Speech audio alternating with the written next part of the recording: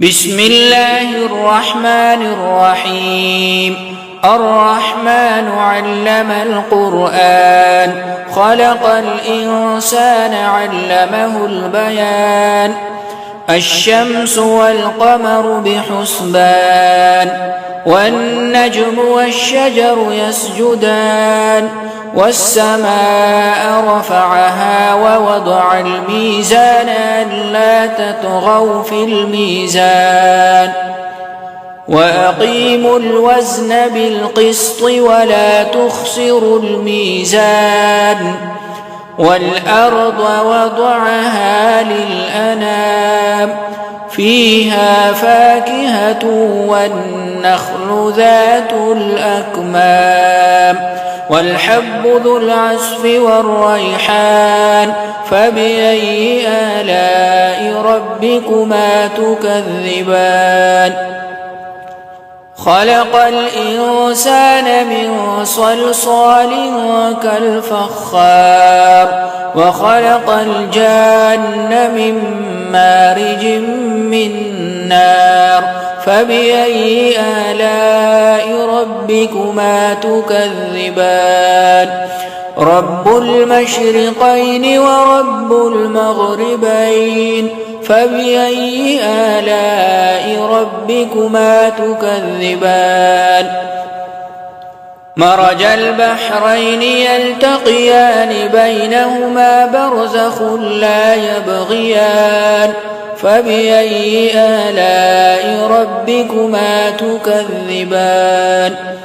يخرج منهما اللؤلؤ والمرجان. فبأي آلاء ربكما تكذبان؟ وله الجوار المنشآت في البحر كالأعلام. فبأي آلاء ربكما تكذبان؟ كل من عليها فان، ويبقى وجه ربك ذو الجلال والإكرام. فبأي آلاء ربكما تكذبان؟ يسأله من في السماوات والأرض كل يوم هو في شأن.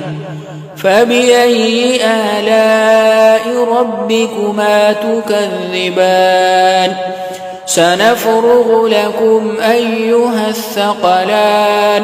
فبأي آلاء ربكما تكذبان؟ يا معشر الجن والإنس إن استطعتم أن تنفذوا من أقطار السماوات والأرض فانفذوا، لا تنفذون إلا بسلطان. فبأي آلاء ربكما تكذبان؟ يرسل عليكما شواظ من نار ونحاس فلا تنتصران.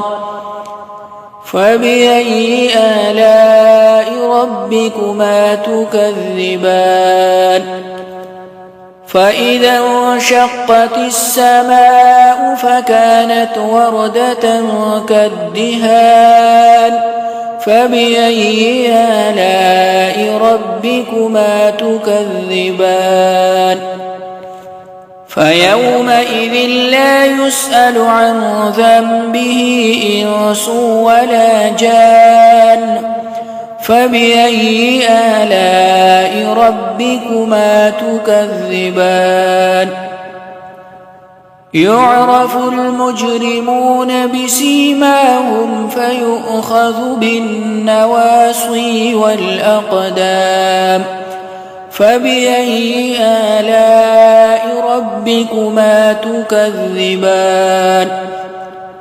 هذه جهنم التي يكذب بها المجرمون، يطوفون بينها وبين حميم آن.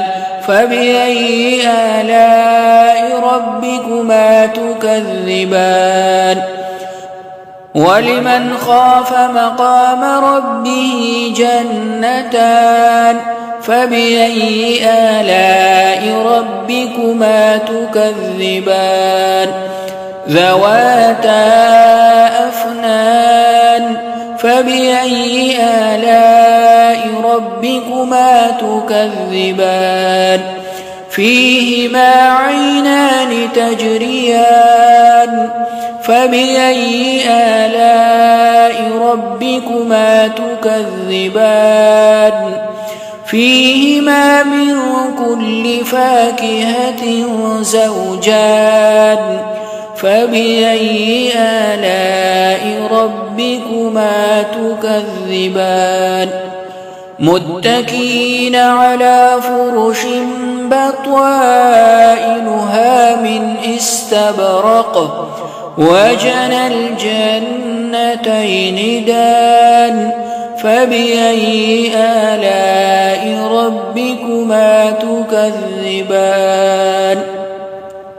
فيهن قاصرات الطرف لم يطمثهن إنس قبلهم ولا جان فبأي آلاء ربكما تكذبان كأنهن الياقوت والمرجان فبأي آلاء ربكما تكذبان هل جزاء الإحسان إلا الإحسان فبأي آلاء ربكما تكذبان ومن دونهما جنتان فبأي آلاء ربكما تكذبان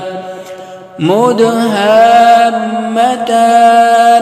فبأي آلاء ربكما تكذبان فيهما عينان نضاختان فبأي آلاء ربكما تكذبان فيهما فاكهة ونخل ورمان فبأي آلاء ربكما تكذبان فيهن خيرات حسان فبأي آلاء ربكما تكذبان حور مقصورات في الخيام فبأي آلاء ربكما تكذبان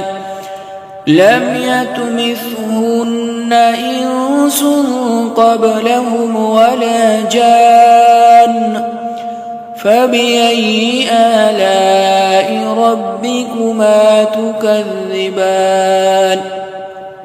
متكئين على رفرف خضر وعبقري حسان فبأي آلاء ربكما تكذبان تبارك اسم ربك ذي الجلال والإكرام